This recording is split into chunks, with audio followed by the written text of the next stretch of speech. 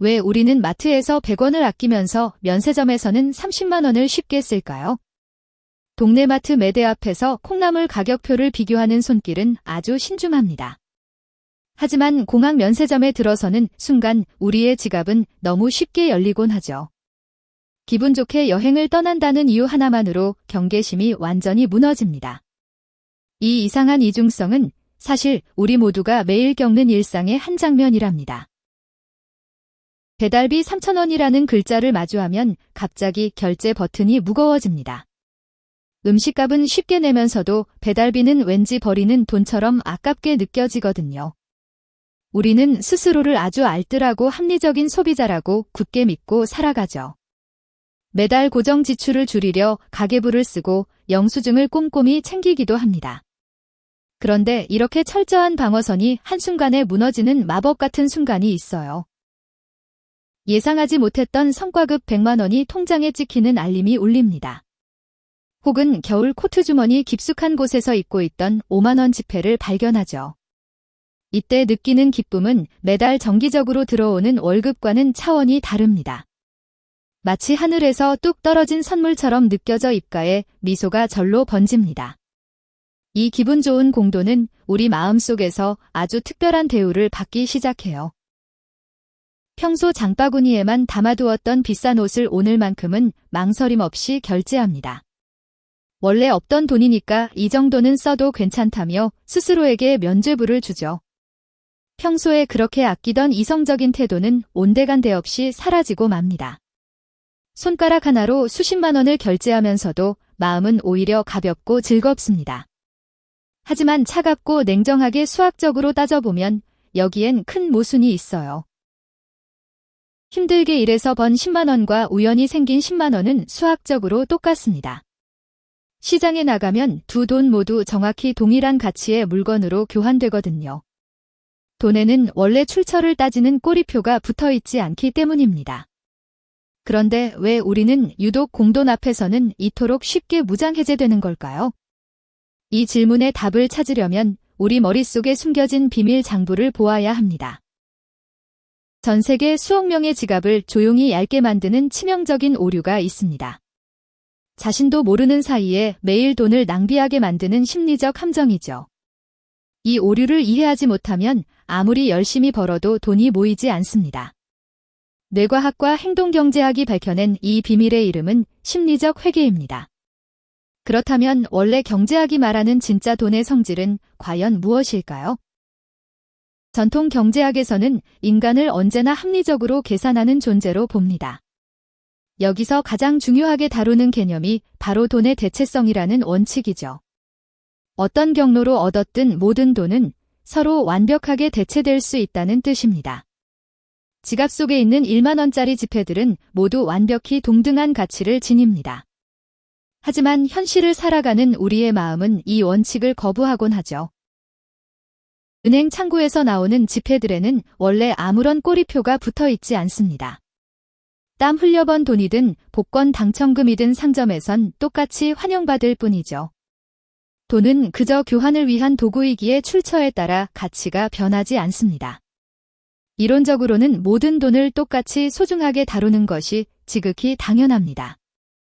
이 당연한 상식을 깨뜨리는 인간의 모순을 포착한 학자가 등장합니다.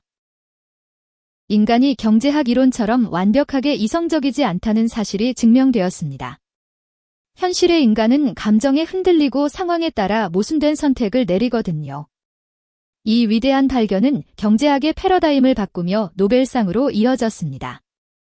인간의 비합리적인 소비 행동을 설명하는 새로운 열쇠가 열린 셈이죠. 그 중심에는 마음속 가계부의 존재를 세상에 알린 거장이 서 있습니다. 행동경제학의 대부 리처드 탈러 교수는 인간의 마음을 연구했습니다. 그는 사람들의 마음속에 저마다의 회계 장부가 들어있다고 설명했죠. 이 장부는 실제 은행 계좌와 달리 주관적인 감정으로 기록됩니다. 돈이 들어오는 순간부터 이미 서로 다른 서랍으로 분류되는 것이죠. 그렇다면 우리 뇌는 구체적으로 어떤 서랍들을 만들어 두고 있을까요? 우리 뇌는 돈을 받자마자 출처와 이름에 따라 정신적 서랍을 나눕니다. 돈의 출처가 어디인지에 따라 그 돈의 가치를 다르게 평가하기 때문이죠. 이러한 메커니즘 때문에 똑같은 액수라도 지출할 때의 저항감이 달라집니다. 뇌가 스스로 만든 서랍의 규칙에 갇혀 비합리적인 결정을 내리는 것이죠. 가장 먼저 열어볼 서랍은 우리가 매일 채워 넣는 무거운 서랍입니다. 매일 아침 10,000원 지하철을 견디며 힘들게 일해서 얻은 월급 서랍입니다. 이 서랍에 들어간 돈은 고생의 대가이기에 너무나 소중하게 느껴지죠. 우리 뇌는 이 월급 서랍에 아주 단단하고 엄격한 잠금 장치를 걸어둡니다. 생활비나 공과금처럼 꼭 필요한 곳에만 보수적으로 쓰도록 통제하거든요. 반면 전혀 다른 대접을 받는 두 번째 서랍은 아주 쉽게 열립니다. 우연히 당첨된 복권이나 보너스가 들어가는 불로소득 서랍입니다. 이 서랍이 열리는 순간 우리 뇌의 경계심은 눈 녹듯 사라지고 말죠. 노력 없이 얻은 돈이라 생각하여 지출에 대한 죄책감이 전혀 없거든요. 원래 없던 공돈이라는 핑계로 평소보다 훨씬 과감하게 소비를 결정합니다. 결국 우리는 돈의 가치를 스스로 왜곡하는 치명적인 실수를 범하게 되죠. 돈이 들어온 경로에 따라 가치를 다르게 평가하는 것은 인지적 오류입니다. 똑같은 10만 원인데도 마음속 저울은 한쪽으로 크게 기울어지거든요. 이러한 왜곡은 합리적인 자산 관리를 방해하는 가장 큰 걸림돌입니다. 스스로 돈에 꼬리표를 붙여 가치를 깎아내리는 행동과 다름없으니까요. 우리는 지갑 속 돈에 보이지 않는 계급을 매겨 차별하고 있습니다. 지갑 속 돈들은 자신도 모르게 상전과 노예로 계급이 나뉩니다. 월급은 모셔야 할 상전이고 공돈은 마음대로 부려도 될 노예가 되죠. 이러한 차별 대우는 결국 불필요한 과소비와 자산 손실로 이어집니다. 모든 돈은 평등하다는 사실을 망각하는 순간 지갑은 빠르게 비어갑니다.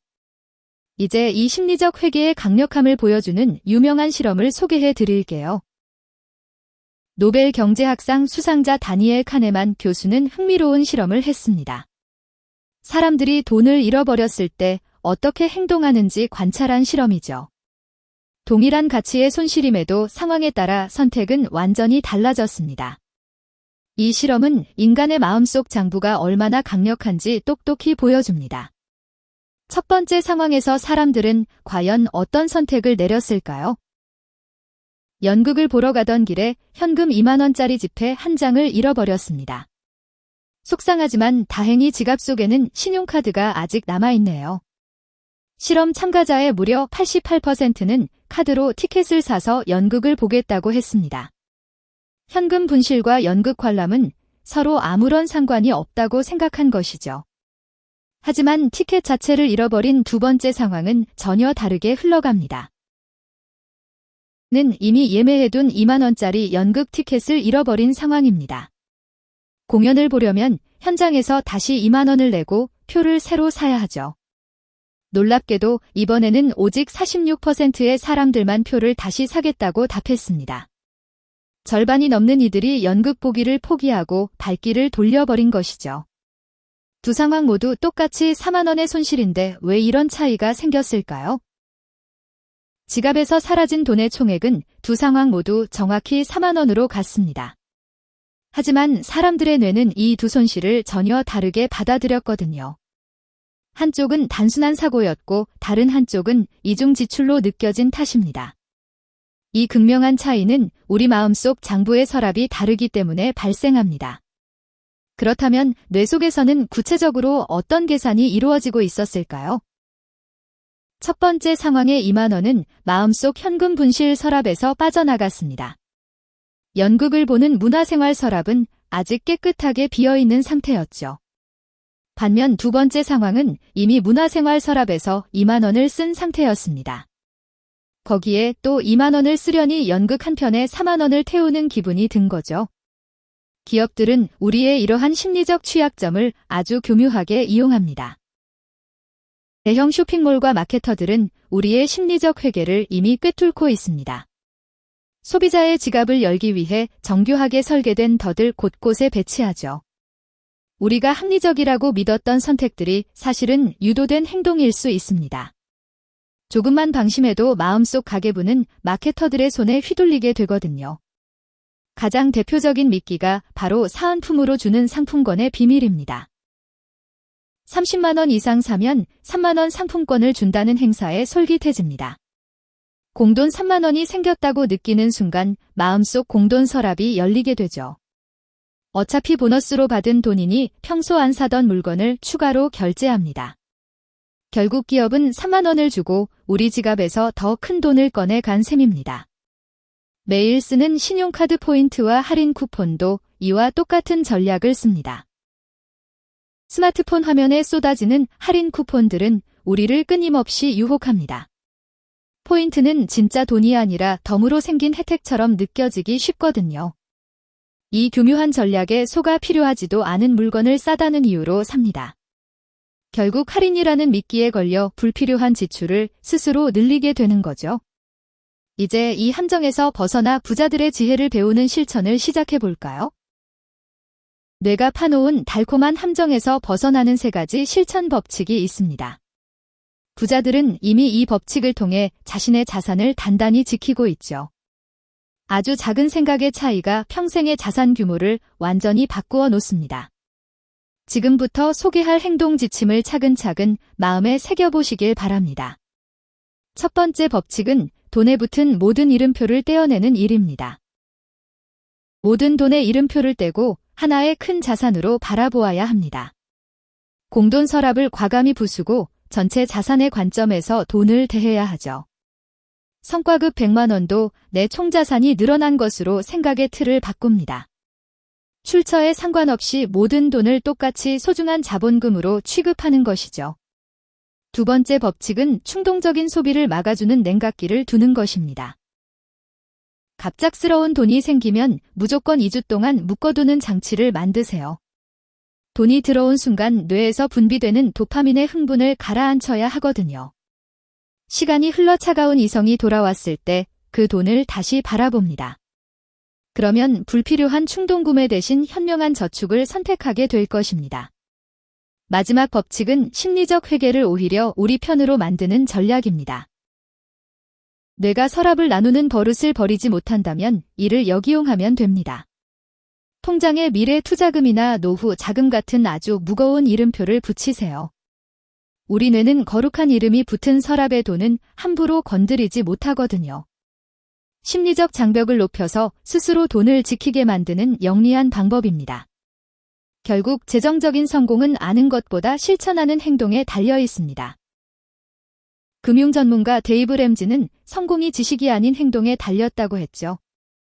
아무리 훌륭한 이론을 알아도 삶에서 실천하지 않으면 아무 소용없습니다. 머릿속 비밀 장부를 깨닫는 순간부터 우리의 행동도 변해야 하거든요. 결국 이게 의미하는 건 그 방의 결정이 아직 끝나지 않았다는 것이었습니다. 작은 공돈 한 장도 귀하게 여기는 태도가 진짜 부자들의 비밀입니다.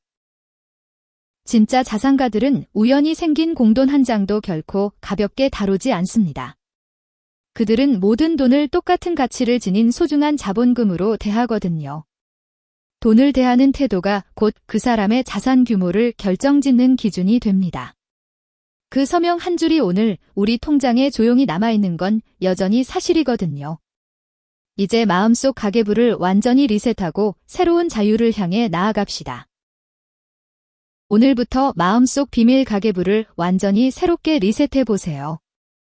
새어나가던 공돈을 막는 순간 재정적 자유는 한 걸음 더 가까워집니다. 작은 생각의 변화가 여러분의 통장을 든든하게 채워줄 초석이 될 것입니다. 결국 문제는 기술이 아니라 사람 쪽에 조용히 놓여있던 이야기였어요. 그 선택은 지금도 누군가의 하루 한복판에 조용히 남아있거든요.